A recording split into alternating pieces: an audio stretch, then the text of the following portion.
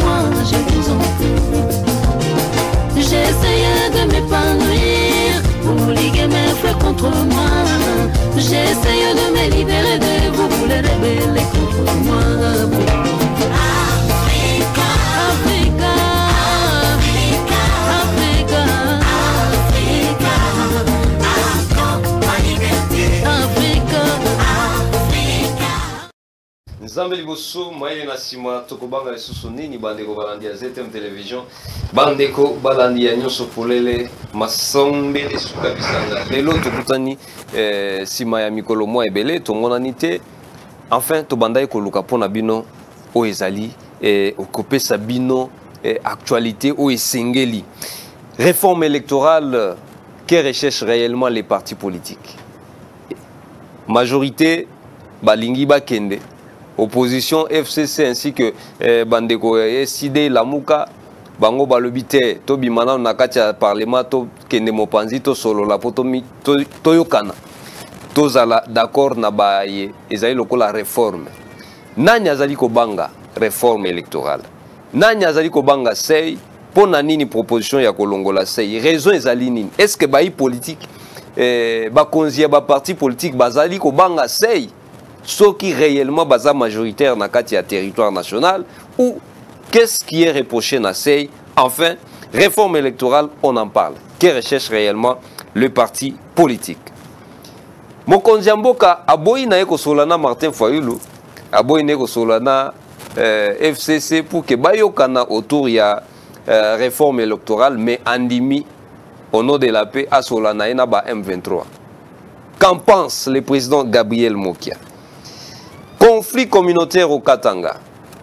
Vent ya tribalisme mati et commis. Enfin, Samalukonde a initié table ronde entre les communautés kassayennes ainsi que les communautés katangaises. Qu'en pense le président national du mouvement du MDCO? C'est notre invité, je l'ai dit, président Gabriel Mokia, à qui j'ai dit bonsoir. Bonsoir, Midebo Makasi. Et Sengo Makasi koyamba lisusu lelo si maman mikolo ebele président. Maman alobi ke mikolo leki ebele mendengi nzomo na suma Makasi te. Fu mona Makasi quand même le batamuke. Vraiment. Attends ozana passe mais. Hein? Non, et aussi là, c'est na moni liste. Maman nani Yolande. Maman Yolande liste déjà signé mais combo ya vieux Maurice Ndé apparemment ndena ba signé mais oh monsieur Etikali basi va signer. Bientôt makambo bezo bana. Merci président. Actualité est tellement abondante. Conflit communautaire, côté à Katanga, côté à tribalisme, bandeko. Bisona, biso tozali kondongwana. Côté kuna est, bisona ba Rwandais to kondongwana. Mais nasimaka mkongo M23 en fait to éviter. Président Gabriel Mokia. Ngai nasina loba na peuple, Maman Hollande a témoin. Que ceux qui n'azui défense et sécurité, ordre public. Na aussi ça makamba 23 ba Kagame ba Rwandais makamba même Mokonzi Mboka zolinga te bon je sais pas pourquoi comment il est conseillé on ne sait pas yango bozomo na soki to ko sala émission to ba makamba café arabica pourquoi ba sala café arabica OK eza na goût saveur nango goût nango eza koleka robuste ya biso tozana robuste kuna bazana arabica omoni siko arabica mona kasute o mukeo bazozo ke Uganda ekeibwe or ke biso tubande ko exporter on partir kuna partir Mambasa tout ça ba côté nyonso ba Ituri et tout ça nazo so ba kafera mais siko ba ebinga susute na kombo ya Gabi ozo comprendre siko lokwa ba on ba lingite balika ko négocier kana ba M23 ko négocier kana Kagame alors mboka na biso ekomi muke comme Congo. Nazo comprendre na côté. Est-ce que négociation oyo, est-ce qu'ils allaient vraiment au nom de la paix ou bien ils allaient avec la faiblesse? Et au nom de la paix pour le régime à Félix.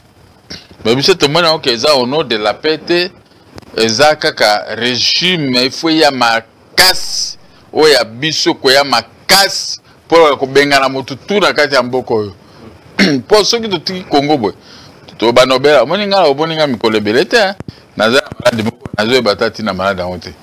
Nazaka nazo le bana otambola nazo kwa nazo simbaka bibende pona leka tozo eba batina malade zo la biso te na mboko to yebite poni ni régime elingi biso te régime ya Félix elingi biso ata mukete na yebite roni to sali comme quoi ba Rwandais na kati ya mboka na biso, c'est impossible. Biso ba bozali na kati ya majorité, tu comprends à l'époque avec le FCC, il y avait une sorte de solidarité entre Bango. Mais qu'est-ce qui fait que avec l'union sacrée, on dirait les combats c'est à l'interne entre Bino na Bino, bozali ko linganate, bozali ko tchana bako kan jambe, qu'est-ce qui ne va pas réellement? Ouais. Lokola batoko ya biso tomoni ke balingi biso te otatomi retirer malem to fana zotalaka toko critiquer te tokoloba pe eloko te tozotalaka na biso ndenge kwa bino muzali ndenge pe biso tozali. Merci président Gabriel Mokia. Au-delà il y a conflit armé na est M23 ainsi que le gouvernement, tous appellent na conflit à la communauté na Katanga. Le Premier ministre a initié table ronde pour que Bandegoba Solola Bachanase. Est-ce que conflit au Tozali ko vivre entre les Kasaïens ainsi que les Katangais, Ozali Komon a vraiment source d'origine nangwe koki kozalani? Bon, il y a pas que Tozana biloko mibale. Moïse Katumbi na oyo général wana. Général Kende John Numbi. Yiba ke batwana lokola bolingi bango te. Bango pe bakolinga bino te bokozalaka na turbulence na Katanga. Et puis bandeko na biso pe bakasaye bakolonga bakende Katanga kosala ni. Parce que na Kasai il y a tout hein. Si on produit aujourd'hui dans les Kasai, on comprend que Okozwebele. Pourquoi on n'aime pas produire dans les Kasai que d'aller produire dans les Katanga? Mais c'est blanc bonnet blanc. Alors moi, j'avais suggéré que mes frères, les Kasai, Bazonga, côté Nabango, Basala Misala, Baza, c'était un peuple grand, Aebi Kosala.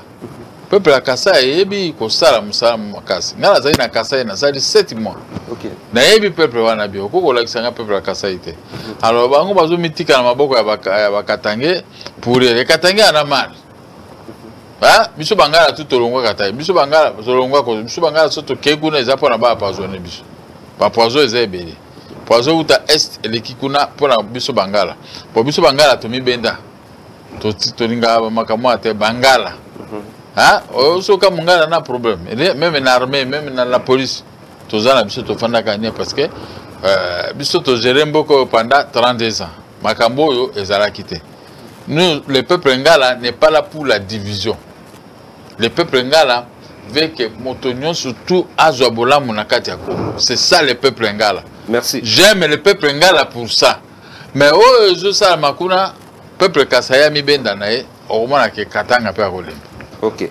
Président Gabriel Mokia, Mutuna Moko Bandeko Bele wa Mituna Kawalobi, les Katangais bazali plus favorables à soutenir Bandeko Bazalo Oba Benga généralement Bademi Dakar.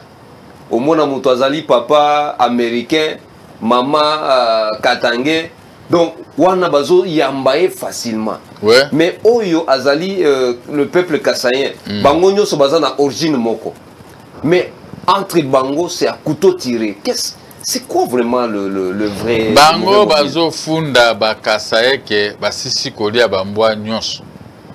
Ah, Zaki na Katanga. Premier élément. Deuxième élément, c'est la guerre à minerai.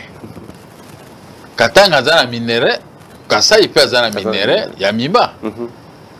Alors, ce que botiki miba, au bobande ko ça la pluie et le beau temps, attend wa mbutu azo produire minerai.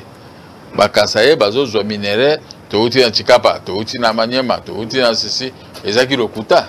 Maintenant, ça se voit que Zaki Rokuté, Zaki Diama, Yaba Kwanga. Si que la reprise de l'activité Elingue Banda, Bakatsaye, Bakubanda, Mapekana Bangon, Denge Bazara. Bangon Mutaboti Bana, Nyoso, Zomana Bamoto, Baotambara Bamoto. Basala régime na Bangon Bamoto, et Baby Simbo Kanyon, surtout Denge Baby.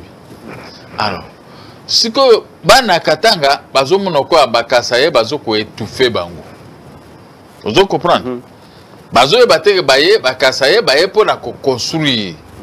Mais le coup la bango bazo linga bango moko basala ngana osenga da bakasaye babimisa bambongo basala penza nini oyo miba nga azaki na miba toujours kutana mai wana tiawa toujours stambula kuna na ngana yaka kovanda vana zonga kisasa na vana na longwe na mbujumai na komi na Lamwela soko leki mai wana okati à quelques kilomètres au côté droite au vandi na Lamwela nga kovanda ngana na Lamwela mais na bande ko sauver bakasa ye bele bazokanga bango na makambo ya diama na bande so po ezaki kuna auditorat militaire lelo auditorat militaire to mona bango même bazaki bato bakolandelo tina sapato ko fuye ba bimisa ba diama nyonso bon bon pona bana Katanga bazomona ko bango bana ya Kasai bazana ba diama eloko ni bazo luka na Kasai basisi ko kabola ba société minière nyonso ezaki kuna bakomi ko kabolango ko pesa ngo babo ko kabolo na ndenge nango to yebi nyonso to metoni ko lobate. OK. Alors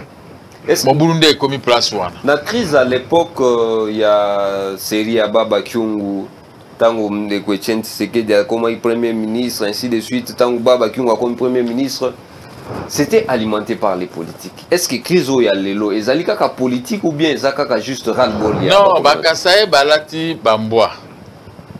Bambwa balati si bango bilamba ya basi maputa na chapeau hein basale yango balati si bambwa. Alors et comme bango mona ko injire wana lele Tshisekedi wa mulumba komaki premier ministre mobule bimi wana ti bongo sikoyo yo ndenge ozoloba est-ce que Mobutu azali na azocha mobulu un père n'existe plus donc ezaki Kasai Katanga bitumbana bango eza ya kala eza ya lelote. Merci beaucoup président, je crois que on passe maintenant au second sujet, réforme électorale. Place makambo ezali kondongwana. Objectif 2023. MDECO objectif a gagné plus de 200 députés pour les comptes il y a Félix Antoine Tshisekedi. Na évité ceux qui vision échanger. Échanger. Mais na kati ya réforme bazo proposé awana par rapport à la loi Lokondo ezali proposé ba changer balongola sei MDECO par rapport il y a vision au bozali na yango ceux qui balongoli sei bati qui proportionnait la majorité simple. Est-ce que vous êtes d'accord na yango toté? Naza d'accord na yango. Sei lelo e komi mabe pona ba kabiliste. Omoni bango moto bayane eloko wana biso tolobaka balongola sei mais moto moko tandimi biso moto moko tandimaki biso andimelaki biso mais sikoyo soki babundisi sei ezala sei ezala sei elongwa mais ezaka ndenge moko. Moi je ne vois rien de mal.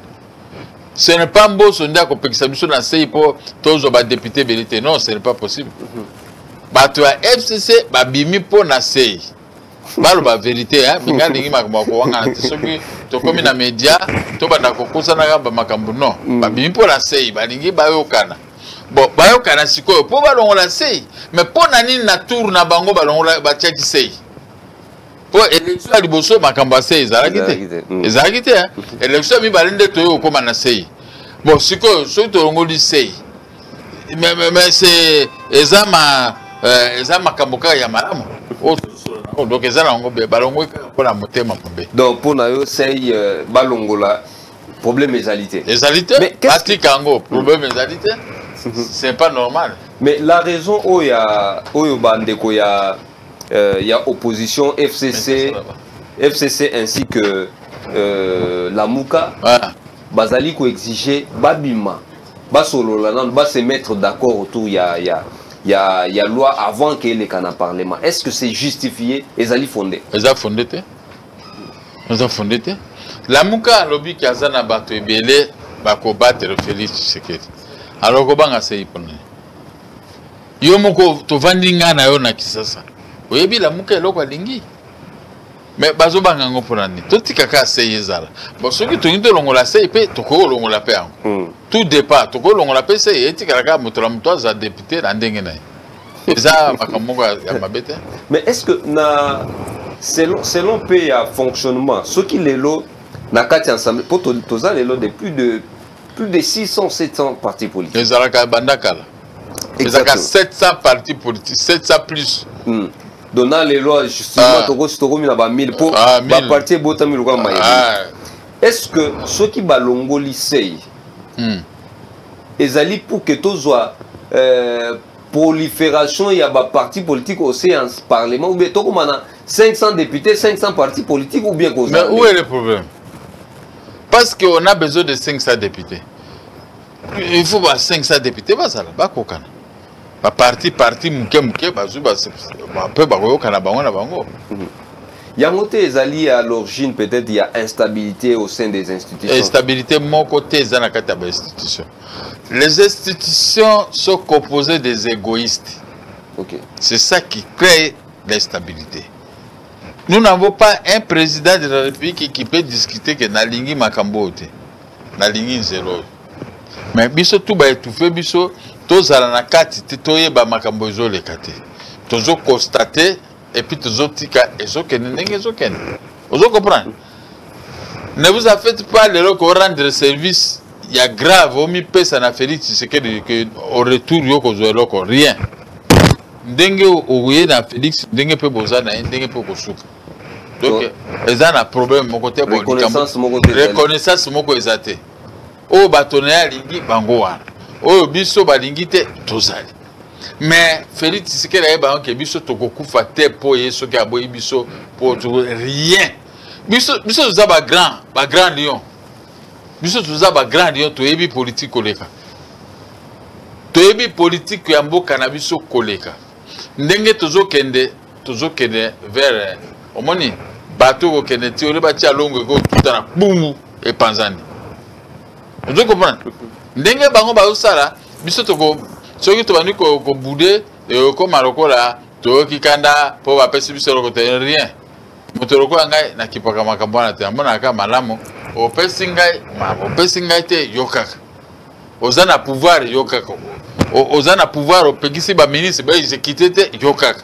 Mais biso to bana kolobango mais les nga ba di kolobango kolobate non ministre de justice oh ministre intel oko lobi boye ba ozoka ba opposa ba zoloba non ba opposa ba zoloba biso pe to zoloba mais elobeli na biso échanger sur comme quoi opposition hein pour na nyonso ezole kana kati to zomona OK yango te gestion ya mboka yango te tozawa difficulté à mai banda tongo banda lobiti lelo mai ezai pa ngati na centre ville courant ezozala te ezokende ye keye o comprendre bon biloko mususu banzela na ko lobate ba tiel biso ba aventurier ba sala makambo ba aventure hein ba biso ba osa banzela mais eloko moko ezate o comprendre alors lokola biloko ezate quel est le rôle des gouvernements?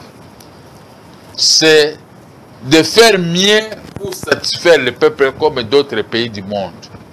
Dans d'autres pays du monde, au Kokikolongwa na Pretoria jusqu'à Jobourg et Lenki.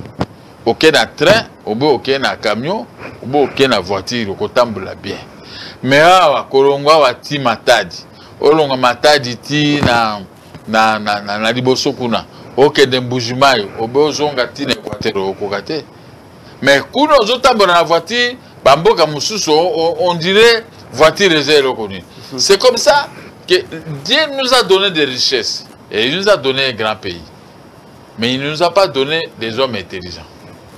Donc il n'y a pas des hommes intelligents? Non, il n'y a pas. C'est l'intelligence qui manque dans notre pays ici. Pourquoi nous on préfère d'autres pays du monde pour aller vivre là-bas?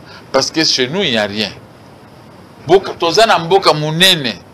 Tolingi mboka na biso mais zambongo mboka moko ya ba norme te norme urbanistique urbanistique donc ozomona ke norme ezate moto on sazo tonga ndenga lingi moto on sazo ndenga lingi ba raveza partout. Le pays n'est pas gouverné, donc le pays n'est pas tellement gouverné. Alors c'est regrettable pour un grand pays comme le Congo. Merci Président Gabriel Mokia. Président, il y a aussi parmi les points liés à la réforme, notamment parrainage, il y a un candidat gouverneur. C'est-à-dire gouverneur la parrainé par le député. Tant qu'on va déposer liste, il y a un candidat d'office, chaque député déjà, chaque parti a déposé déjà liste et un candidat gouverneur naïe. Et ceux qui, vos majorité, au sein de l'Assemblée provinciale d'office gouverneur peut abîmer. Est-ce que le système ou on a payé aux gens? Le système est mabe. On a un système mabe. Mabe na ouza. Les yo ba vota qui au député. Au plus au sein d'un peuple là. Quel est le rôle? C'est de proposer des lois qui doivent passer au sein de l'Assemblée nationale. Vous ne proposez rien. Bouton dit, yo za député. Au long député au comme journaliste. Alors c'est que nga kolobero ni. Nga biso to kolobero kote. Bato ba osenga parrainage donc ba ebi eloko ba eko sala na Assemblée nationale. Pour ceux qui to ebi eloko to ya ko sala na Assemblée nationale, ndembo ko za la beauté. Mboko ko za la beauté. Bourgmestre, quel est son rôle? Les bourgmestres de notre pays ne connaissent pas le rôle des bourgmestres. Les gouverneurs des pays ne connaissent pas le rôle des gouverneurs. Un gouverneur, toujours exemple quoi gouverneur à la ville de Kinshasa. Est-ce qu'ici, dans la ville de Kinshasa, il y a un gouverneur? Il n'y a pas un gouverneur. Chacun doit faire son travail. Tu es élu, au moins il y a des députés provinciaux, on a des gouverneurs. Mais il ne faut pas le travail. Par exemple, 7 000, on va foutre 7 000 $. On a un monument, 10 000, 15 000, par exemple, 5 000, mais qu'est-ce que le peuple congolais gagne de ça? Dans le gouvernement provincial, avenue Wana, tino hôtel de ville. Mais autant dans l'avenue Wana, au Léli, il a mis jusqu'à gouvernement, gouvernement provincial, assemblée provinciale, par contre, sur la place moko. Mais au Kende Wana, au joie, Wangata, Tio, Kitana Wangata, Ngaba, so tali makonanga. Et ça, tu vas nous mettre à Bill, hein? Biso, tu vas nous mettre à Bill. Bill, au moins, va makonanga. Tu vas mettre à Bill, Wangata, Wangata. Donc, tu as na 6e année primaire. Vous comprenez? Na commune à Kinshasa. Bon, zone na venu Wangata, faut que nous kobima nango na, ok nous kobima Wangata ti na boulevard de 30 juin. Oh, c'est difficile. Impraticable. Impraticable. Rôle ni gouvernement provincial les autres salles. Gouvernement provincial. Ils ont un rôle de mon côté. Ils ont un rôle de mon côté. Ils ont un rôle de mon côté. Donc, il y a budgétivore. Budgétivore, il y a Pamba, il y a Zoba. Est-ce que l'hôtel de ville est cause d'un état au quitte un hôtel de ville? Quand il y a un hôtel de ville, on a catastrophique. Comment on peut laisser une ville rouler avec des taxis et des motos tels que nous voyons ça dans la ville de Kinshasa? On comprend. Donc, aux hommes que toza mboka moko oke mboka se kufa. Il faut tout ça la mboka na biso ya sika. OK. Na mboka wana, il y aura pas de motos. Il n'y aura pas de taxi à zone Mike Biloko Pamba taxi bis ezanga ba mwinde ezanga ba frère bezo tambola. Na zo na butu bango tout teme na pouvoir na bela ba taxi bis ezo le kezanga ba mwinde ezanga ba frère ba faire des positions. Est-ce qu'il y a un gouvernement provincial dans notre ville? La police est là pour créer le désordre. La police est là pour créer le désordre. Pas pour maintenir l'ordre. Ah là là. Pas pour maintenir l'ordre. Quand l'Assemblée provinciale est malade, le gouverneur aussi est malade. Donc, dans la zone du Mabilo côté, les hommes sacrifiés. Voilà, c'est le mot. Par rapport à choix du gouverneur de la ville de Kinshasa, président Gabriel Mokia, pour la MDCO, pour la vision personnellement, est-ce qu'il faut qu'on maintienne le système d'Engue Zaleli ou bien il y a une proposition ou une vision contraire? Biso na MDCO toza na gouverneur était toponi. Ce qui par hasard totie gouverneur ya ville ya Kinshasa tozui ville ya Kinshasa. Comment la ville ya Kinshasa na dimension ya ville ya Kinshasa. C'est mode ya scrutin, mode ya mode bango basali wana ezapela na sasi mokote. Awa ekomi makambo ya mbongo. Les gens ne votent pas pour se satisfaire à la longue. On vote avec de l'argent pour se faire satisfaire et immédiatement. Aujourd'hui, comprendre, au moins, ce que tu es gouverneur, il faut montrer les plus offrants. Bah poste à gouverneur wana, bah poste à assemblée provinciale, assemblée nationale, na Sénat. Bah Sénat, sénateur. Donc ça, bah toi na désordre bah on va ça quand on va passer à battre bah on va que na Sénat, parce que na ébique na somme poste na ngala $200,000. Alors, ce qu'on a ça là. Au sommet on a bangona bangon bah yokanaka te parce que ngala c'est la pesa bino 50,000. Alors lingini na kusala ndenge na lingi. Na sombaki déjà. Na kusala pe ndenge na lingi. Bazo sala pe ndenge ba lingi. Et l'autre pe mon côté. Donc, et ça désordre total dans un grand pays comme le Congo. Merci, Président Gabriel Mokia. Par rapport à la situation où il y a choix, il y a gouverneur, il y a un dégomo qui a proposé qui a lobby pour le président de la République à qu'on nomme gouverneur au lieu qu'ils aient la part de scrutin, ainsi de suite, puisque la population a réclamé pas président de la République, puisque après ça qui est mandat. Mais moto azali ko gouverner ville, ko gouverner territoire quelconque, azala élu par député, ainsi de suite. Et ça là que vision les autres peut-être on est mon côté. Au moins ville awa président de la République azali IDPS, mais gouverneur PPRD, des visions contraires. Président Gabriel, qu'en pensez-vous? Eza passe pour le Congo. Président de la République azali IDPS. IDP se rebaka tous les jours que nous sommes commis à pouvoir, tout ça, tout ça, pas ça la monter. Et ce sont aussi au cas IDP c'est zéro. IDP c'est aussi la mandat na zéro. Zéro est là comme mon côté. Ngai naza ami naza allié na IDPS. Mais qu'est-ce qu'un allié? Qu'est-ce qu'on appelle un allié? Il faut que bango se commise. Là tu comprends que ba tu mo ko landé di bango ba ko ko landé ndenga mabe. Il faut seulement se taire. Il faut seulement... Moi, hier, je ne comprenais pas les amis qui se taisaient. Moi, je croyais que ce que je disais, c'était ça. Ok. Il faut seulement apprendre comment se taire, comment regarder. Talanamiso. Président de la République, Azali DPS. Gouverneur, Azali PPRD. Maintenant, ma camarade terre au Bongandengni. Est-ce que ici, vous sentez que nous avons un gouverneur de la ville? Nous n'avons pas un gouverneur de la ville.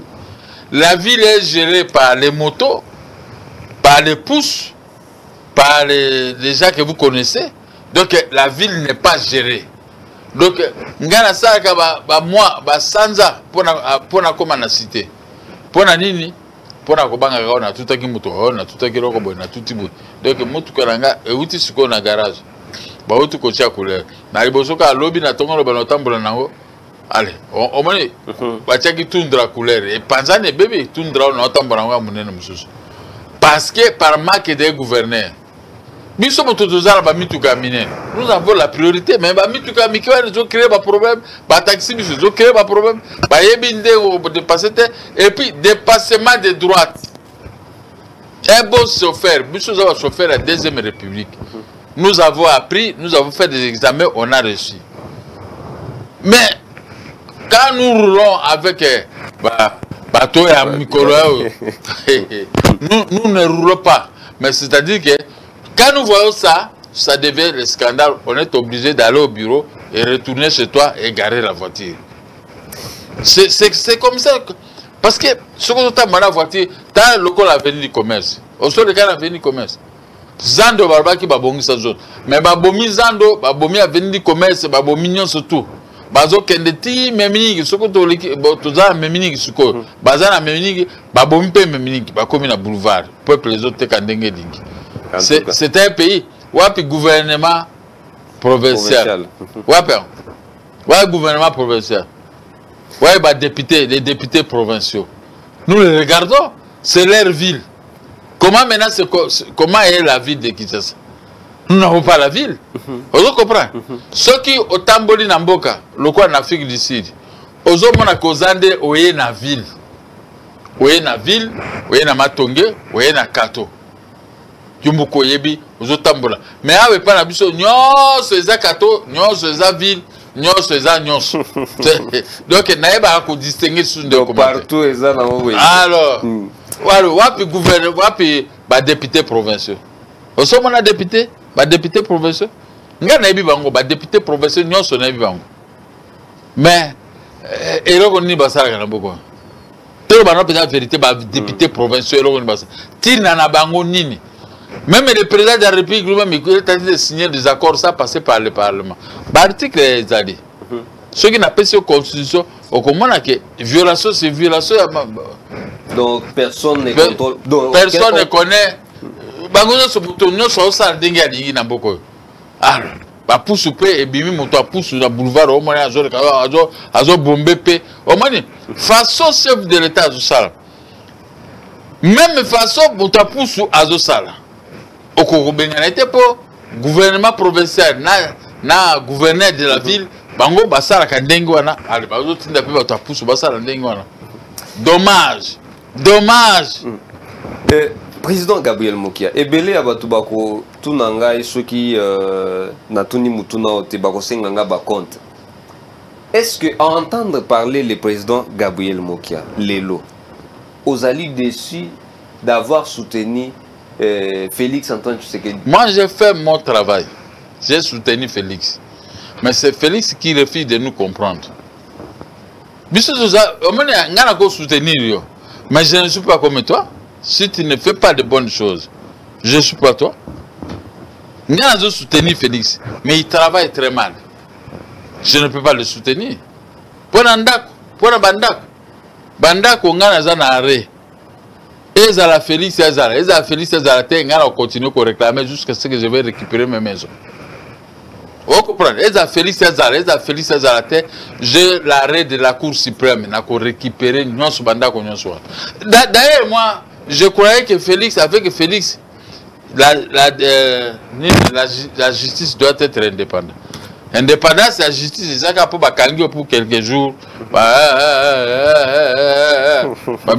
Et c'est auquel on peut vivre comme ça.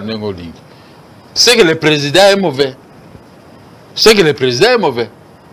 Vous comprenez? Nous n'allons pas mourir aujourd'hui. Nous avons les petits-fils qui nous regardent. Nous avons les petits-enfants. Et aussi, ils vont avoir des enfants. Jusqu'à ce que... Voici la gestion. Tu as commis une infraction, tu dois payer de ton prix.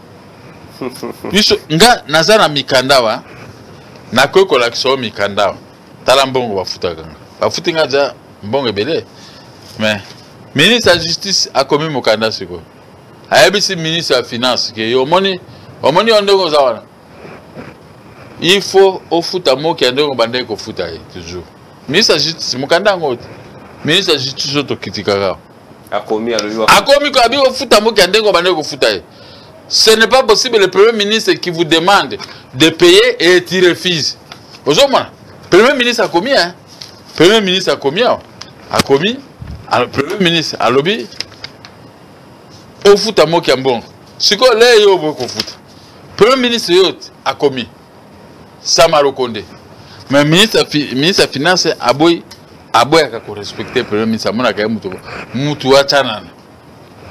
Raison Ninyango Azali côté le tribalisme parce que au moins Tony ko analyser makama tribalisme biso ce que to comme to faire na biso nyeto taraka au moins anga souté bolukinga ti boko mona ngate peuple ayebi ndenge nga na bundila ye même ceux qui peuple ayeba kate nga na bundila peuple na ba moyen nyonso tout et puis mboka komi na ndenge nango olobani biso to ye poto bongisa mboka mais to yeba kate ke to kozala les sous-hommes.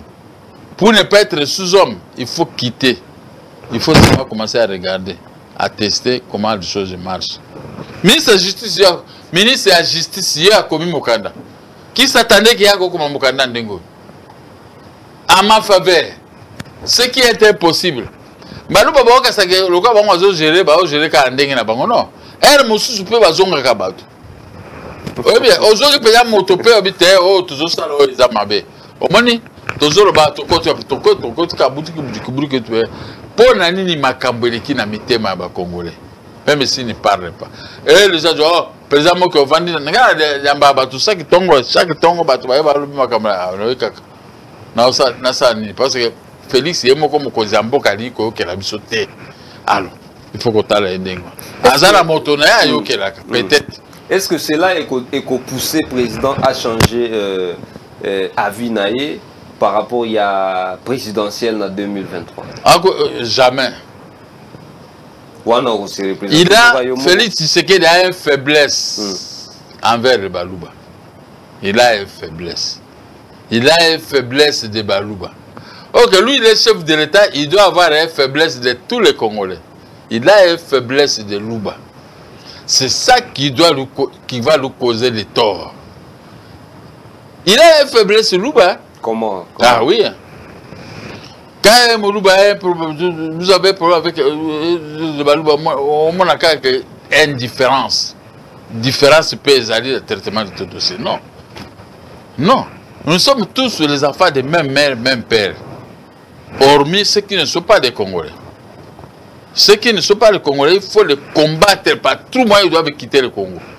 Mais quand vous vous arrangez avec ces gens, c'est comme si nous n'étions pas sur les bas de l'école.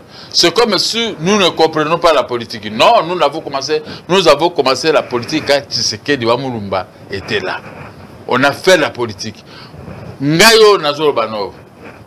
Chaque fois Tshisekedi Wamulumba n'a sa manifestation, Yemoko a contacté. Est-ce que les gens le savent? Pourquoi Bano contacté Baton Souté? A contacté Ngayo. Dobi Okuna Torosala Boy Foya. C'est parce que Ayebaki, Tshisekedi Wamulumba paix à son âme. Je dis encore paix à son âme. Ayebaki qui est qui? Pona ozwa mbongo ya oyala mbongo ya okorope nga moke tina kokufa. Je suis des catholiques, hein? Je suis catholique. Ceux catholiques lukaka bato ya juste bisoyo. Nataka ki na école catholique. Jamais na ko sala makambo yozo le kasiko. Non, jamais.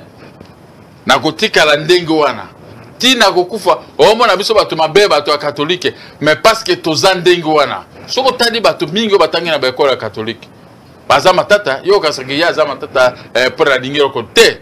Baza na comportement ndenge ba pesa biso oko koyiba loka mutote ko buka lokutate ko sala bote tout ça oh mana biloko wana e baby sa biso ba mitu soko na makama lokute paranga to kabano ka ndengwa o mana tenga ba mona nga très difficile. Je ne suis pas un homme qu'on peut corrompre moto ko corrompre ngai o corrompre nga mokolo Jésus Christ akoya ndo corrompre nga pona linga Jésus Christ mais so corrompre nga para ba bien les biens de ce monde o zongate o zo comprendre tozo le la biloko no soir. C'est ça, Félix a un défaut.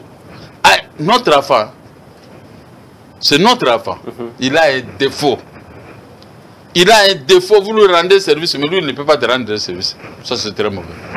C'est très mauvais. Merci beaucoup, Président Gabriel Mokia. Parmi aussi, continuons avec les réformes. Parmi aussi les réformes, il y a Pekisi cumule, il y a candidature. Moutouazali candidat député national, en même temps Zali candidat député provincial. Va proposer dans ma proposition plus question. Mais ce gars là bon on a quoi ça là qui met le problème. Et puis à quoi ça là on se ça tout est. À ça il y a peu sûr, à ça il va jouer moi qui mais on va ajouter aussi que non aux Ali candidats maman donc c'est-à-dire la famille membre de la famille n'a eu à cause de la suppléante. Non, membre de la famille à cause de là. Même la famille n'a pas de Pekisami. Est-ce que Pekisami est Pekisami? Bali ba Pekisami mais ba kokate. Ba kokate. Pas moni que pouvoir les autres tika ya clan. Obuni papa, mwana, mwasi, mwana kasi donc wana ezana tina mokote. Le problème est que on est au pouvoir parce qu'il y a un peuple. Ba mwana kasi ba intero ba yo wana ba ni servir la nation. Nakosi, ils sont venus pour servir la nation. Ils ne sont pas venus pour se servir pour servir leur famille, non. Alors, dis-moi maintenant les problèmes des députés provinciaux. Ils servent qui? Les députés provinciaux, ils servent qui? Le diable peut-être, oui. Ils ne servent pas la nation. Parce que s'ils servaient la nation, la route principale qui vient de l'hôtel de ville jusqu'à l'avenue de Juilerie ne pouvait pas être à cet état s'ils servaient la nation. Ça, ce sont des petits problèmes derrière de tout. Derrière, c'est rien. Quelqu'un qui a son argent, il peut utiliser son argent comme il veut. Nous ne pouvons pas discuter. Tu as mis quelqu'un qui est compétent, il sera l'objet de moqueries d'un peuple. Il faut qu'on trouve des gens incompétents, qui ont la compétence pour commencer à les critiquer. On le critique. Celui qui n'est pas bien, il faut le critiquer. Mais celui qui mérite, on va le critiquer. Pourquoi? Il ne peut pas jeter l'éponge, mais il fait bien son travail. C'est normal, c'est normal. Ça, ce n'est pas du tout. Donc, apparemment, plusieurs propositions qui sont issues de cette loi, vous n'êtes pas d'accord avec? Je ne suis pas d'accord parce que ce n'est pas, la ville de Kinshasa n'est pas sale à cause de ces gens, à cause de la mauvaise gouvernance. C'est un système, un circuit de plusieurs députés qui sont venus dans le but de faire mieux. Là, ils ont battu la campagne, là, ils ont battu la campagne, ils ont battu la campagne, ils ont toujours dit, maintenant, pendant l'exécution, on ne voit pas ça. Quand on est gouverneur, on bat campagne pour être gouverneur, on paye l'argent. Pourquoi? Parce que tu as un programme. Avant qu'on condamne le chef de l'État, qu'on condamne le ministre, mais on condamne les motos à battre qui campagne. Est-ce que la vie de Kinshasa est sale? Faut un chef de l'État? Faut un ministre? Faut un moto à sa campagne. Faut un moto à sa campagne. Ayeke ngana yeko bongisa ville ngana ko ville ko zala boy makambo lela ye akomi ko abalusi o ya lobaki eza mususu akomi ko salela makambo mususu. C'est pas le problème des chefs de l'État. Même ceux chef de l'État ebisi o avec sanité bonengi ni bo na mona ka chef de l'État o kaka za Félix Tshisekedi a dit ça ba ngwa bisa ba ngwa avec sa sanité. Est-ce que mundo yo tche ba munda pembe est-ce que c'est normal? Nasi la mona bango discuter na primatine chef de l'État de discuter de bango que ba muindo yo mo ki alobaki bo nana on discute. Est-ce que le chef exam comme chef d'État exam comme na yo moko au battre campagne na yo ba éli yo gouverneur? Comment la ville se trouve à cet état? Là où tu travailles toi-même, lui-même le gouverneur Mboule Beti, où est un hôtel de ville, hôtel de ville. Au comment que le pays, la ville de Kinshasa n'est pas gouvernée, nous Mako est gouverné. Ozo que nous collakisa ba maman ya Mokali, bazo koki, bazo ba gouverner la salle basali. Mais là où toi-même tu travailles, à quel état se trouve? Ba taxi bus, bebo, ba manzanza, ba makamba, salité, tinate qu'on peut faire à une journée. On peut régler côté ba banque zali. On règle tout ça. Mais Banzela, on salité. Comme chef de l'État. Toi, tu as bâti campagne pour ça. Tu as payé de l'argent pour ça. On t'a élu pour ça. Mais pourquoi c'est sale? Maintenant, ma belle a eu mais ça va toujours sur la mycogénose. Non. Ce n'est pas le problème des ministres. Ce n'est pas le problème des ministres. De l'intérieur. C'est ton problème à toi. Tu as bâti campagne pour ça, non? N'est-ce pas? Voilà. Merci beaucoup, Président Gabriel Mokia. Nous sommes déjà presque à la fin. Ouais. Mais dernière, point tellement belé, excuse, mais Oyasuka Autori qu'on sélectionné parmi les points à réforme et Zali Bapekisi distribution d'argent. Kopé Sabatu Bilogo ils en a valeur et à mon pekunyate. Donc au Kabolambongo ndenge sala makabatu baye manifestation na suka moi transport moi nini Bapekisi yango. Ezala tinani. Eza wa pesa ba réforme moko ba makamo moko ezata la société. Ce motaza capable de akopesa ba bongo te. Yo so mona pena congolais pena ye mukosalo à moins cause la moto IDPS. C'est le parti ça ga bozo ba makamo so ante za IDPS. Biso so to pesa ga toujours bon. Biso so to pesa ga toujours bon. Et si li ba to riba que était massa so ko beta il faut pesa ba tuma moi $200 moi ça moi 2000 francs moi c'est pour ba to ko kenanda ko. Eza boité. Wana eza ko zanga ko sala makambo. Bato ba battre campagne. A Chambongo asala mbongo ezaka ba moyibi basala bo atekinda kwa battre campagne na ndenge na gagner te pour faire quoi population mutauti ti ville so bo pesi mbongo à transport 2000 francs pour azon angile c'est jamais bé ah non wana ezana tina te wana balo baka ezaka pona ko sepe parce que bango même bato ba sa misalo ba bila bango le côté nga zomona nga biso tala bango nga tala ka bango nga soki na songi na laboratoire na nga na tali ke baza bato moko ba yebi le côté nga zo biso tala ndenge tozo vivre na pauvreté voulue par les chefs de l'état actuel alingi ndeko na ye bandeko na ba ministre bazala bien mais biso tozala bien te est-ce que les gens moi hein en tout cas ngai dès le premier jour na soutenir chef de l'état na soutenir kai mais il y a dingi bisoté bandeko na ba ministre tozana ba loi tozana ba décision de justice aussi son nom alors que il est l'article 149 de la Constitution alinéa 2. Les décisions sont exécutées au nom du chef de l'État. Mais ce qui chef de l'État a commis ce que mon modèle, oh, il sait comment quoi, attendez quoi, à serre à président. Mais vous arrêtez d'autres personnes. Pas ça, bande quoi président, et bien tout ça, bande quoi président. Ceux qui ont gouverné à Bac Central, parce que le chef de l'État nommé, mais d'accord, il y a ceux qui ont déjà été, donc il va priver d'un côté. Pour de quoi chef de l'État non c'est pas wana ngana mona chef de l'État wana komi eloko mususu ah ya ko kanga bato mususu mais we yaye moko azo bombi kabedi bomba nawa so ba ya ba moni chef de l'État kabedi abombani ça kama be non ça ne va pas que ça soit kabedi gouverneur Banque centrale que ça soit qui que vous soyez au tomber na panneau il y a infraction au futa au salango n'est-ce pas c'est comme ça qu'on gère le pays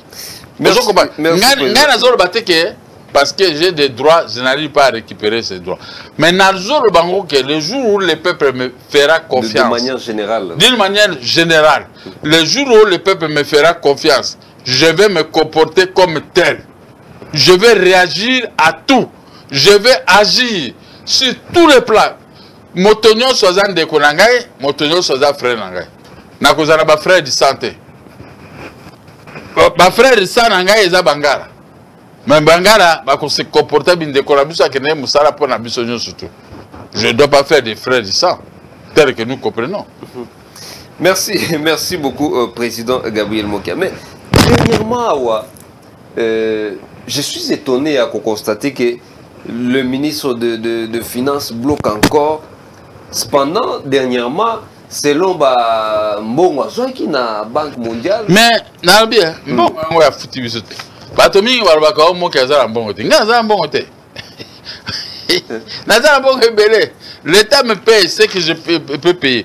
Yango ba certifié 14 combien 14 millions. Ba mususu pesa. Ba certifié yango dette publique à l'État. Yango ba certifié. Yango. Mais pourquoi vous foutez en réalité? Pourquoi me laisse venir dans les médias pour bâtir le ministère de Finances et ça, oh, ça va dette. Pourquoi moi, c'est moi, je suis détruit par le ministère des Finances? À bloquer, ça fait. Bah, moi, ceux qui ont mis à ministère de dette. À comme il y a une fraction. Mais benga, les concernés autour n'a pas ça, précision. Moi, je suis là. L'habitude au Kenya. Donc nous tournons pourquoi nous avons besoin de dette. Pourquoi il fait ça? Parce que bango balingi mbongo côté et comme il y a bango moko. Et ça il y a l'état et ça sous mbongo à l'état ça ne va pas. Yango ngana la question o ezanani ministre de la justice abe mokia. Ezanga ite premier ministre a commandé mokana le ba futo bambongo na. Ayo kozonga sous. Ezaki tango Kabila. Bakoyi mokana babi Kabila yango Kabila. Ministre Némi a commis mon candidat au foot à Moki à Mbongo. Oh, ministre de la justice, Tambo Mamba. Tambo Mamba, comme mon candidat à l'objet la ministre, à l'objet à foot à vieux du coup, na Mokia. Pour négociation de Mongaliema. Oh, nan. Oh, Bazar, il s'est embouché, il va commis, il va commis, il va foot à biso. créance de Gabriel Mokia et maison de Gabriel Mokia. Bayoko sala na suka wana bayoko zongisa biso bandako. Bazongisa bandako zo so biso. Mais toujours en hôtel. Hein? Ozomona, siko awa nini? Awa siko Premier ministre akomi mokanda. Alobi bozo biloko oyo bo banda kofuta ba mbongo nyoso to ya Mokia. Na kofuta. Muto kofuta te toko kendeka ko ba siko to ba ko na télévision. Il faut foutre biso bo na biso. Merci beaucoup. La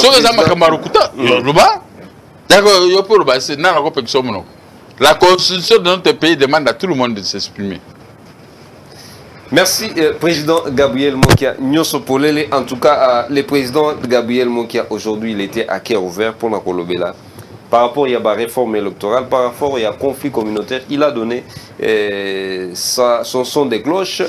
Et concernant les dialogues avec le M23 à Nairobi... Oui, on a discuté peut-être au Bangui. Non, non. Ah oui. Nous n'avons pas le droit d'aller discuter avec le M23. Le M23, c'est le Rwanda. Mais quand un pays se met à genoux devant le M23, c'est-à-dire qu'on se met à genoux devant le Rwanda. C'est-à-dire que nous ne sommes pas forts.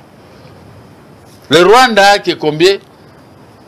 Notre armée plus puissante peut entrer jusqu'à Rwanda, jusque-là, à Kigali, prendre Kagame, l'arrêter, l'amener, le juger à Matete. Qu'est-ce qui empêche? Rien n'empêche Félix qui ne veut pas.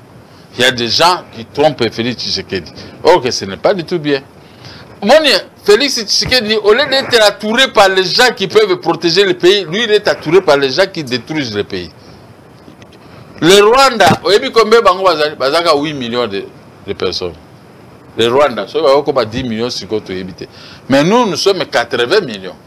Comment nous pouvons être à genoux devant les 8 millions? Est-ce que vous comprenez? Nous sommes 80 millions. Le Rwanda, c'est 8 millions. Nous pouvons être à genoux. Un dixième. Alors, nous pouvons être à genoux devant les 1 dixième. Yomoko journaliste. Être à genoux devant les 1 dixième. Nous. En tout cas, merci beaucoup, Président. Merci, Nabino Sobolandi Bisso. Maman Yolande, merci beaucoup. Et rassurez-vous, bientôt la solution sera trouvée. Et merci, Nabino Sobolandi Bisso. En tout cas, Glomac, Magali Kani, Papa Jean-Marie qui n'envoie dit Monsieur Google, Nabino Tunapesi, merci pour la confiance et fidélité, Nabino. Maman Yolande Mokia, femme brave. À vous courage encore une fois. Merci et na binotu Nzambe liboso maile na sima tokobanga lisusu nini. Bonne suite de continuation sur ZM Télévision.